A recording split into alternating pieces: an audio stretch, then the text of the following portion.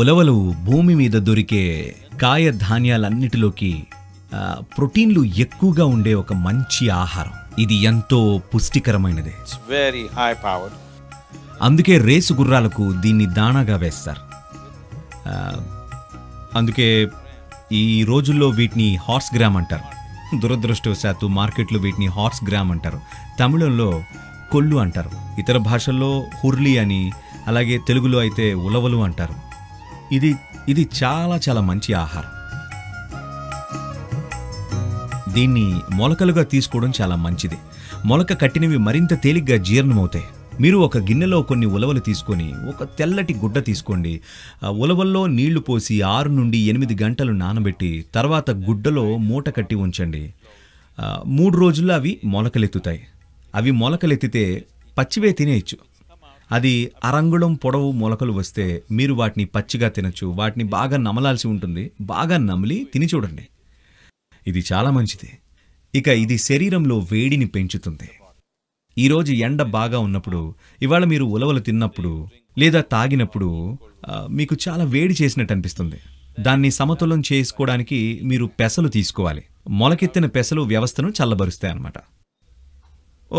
ఇది చాలా సంక్లిష్టంగా ఉంది. నా పాటికి నా తిండి నేను తింటే పోలా? నేను కేవలం తినమనే చెప్తున్నానండి. మీరేదో ఆచారంలాగా చేయమనట్లేదు.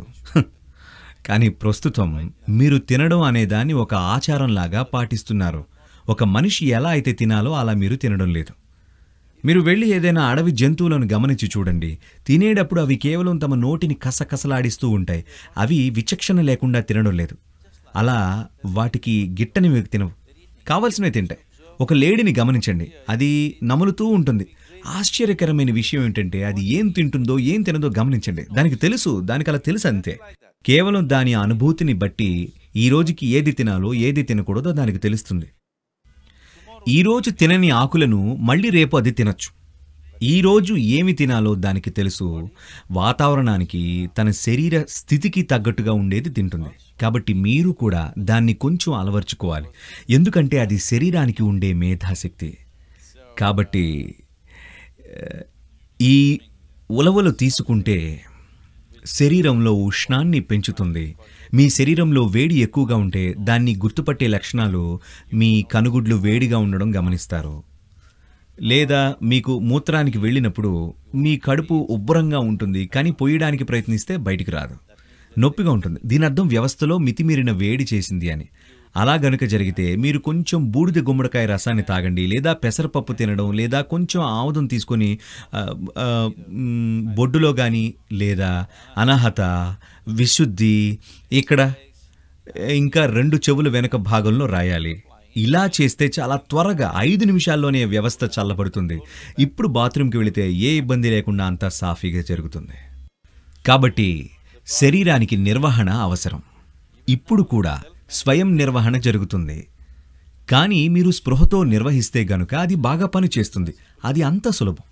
మీరు ఈ వ్యవస్థని దాని పనితీరు దృష్ట్యా ఉన్నత పార్శ్వానికి చేర్చాలంటే మీరు దాన్ని గమనించాలి. ఏదోలా బతికి చనిపోదాం అనుకుంటే ఏది అవసరం లేదండి. ఏది కావాలంటే తినచ్చు. అది పెద్ద విషయమేం కాదు. చెత్తా చెదారం తిని కూడా బతికేయచ్చు. కానీ తిండి విషయంలో జాగ్రత్త వహించి శరీరానికి ఏది అవసరమో గ్రహించడం అనేది శరీరాన్ని ఎన్నో విధాల శక్తివంతం చేస్తుంది. ఒక స్పృహతో కూడిన నిర్వహణ కావాలి. ఆరోగ్యం కోసం వెంపర్లాట కాకుండా. అంటే ఏం తినాలి, నేను దీన్ని తినచ్చా, దీన్ని తినకూడా, దీన్ని ఎలా తినాలి, ఇలాంటి వద్దు. ఇదే చాలా నష్టం చేస్తుంది. కేవలం స్పృహతో ఉండడం, ఏది ఎంత మోతాదులో, ఈరోజు శరీరానికి ఏది కావాలి, ఇవి చూసుకుంటే చాలు. క్యాన్సర్ అంటే ఏమిటి? దాన్ని నివారించడానికి మార్గాలున్నాయా? మన శరీరమంతా కణాలే. ఒక 10,000 కోట్ల కణాలంటారు. ఈ కణాలన్నీ ఆరోగ్యం కోసం, ముఖ్యంగా మన మనుగడ కోసం పనిచేసేవే. ఆరోగ్యం కోసం. వాటికవి జీవిస్తూనే మన కోసం కూడా పనిచేస్తాయి.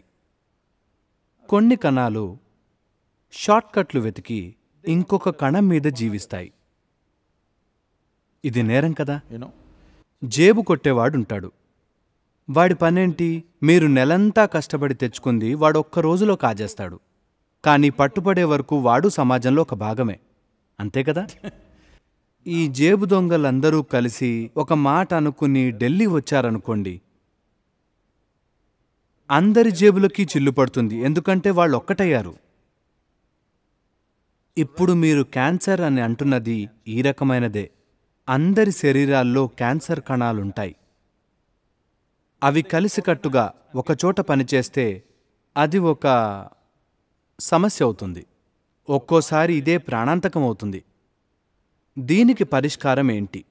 చాలా ఉన్నాయి, కానీ ముందుగా సక్రమంగా లేని వ్యవస్థలో నేరం పెరుగుతూనే ఉంటుంది. in the system. అవునా? సమాజంలో న్యాయ వ్యవస్థ సరిగ్గా పనిచేయనప్పుడే నేరగాళ్లు పెరుగుతారు.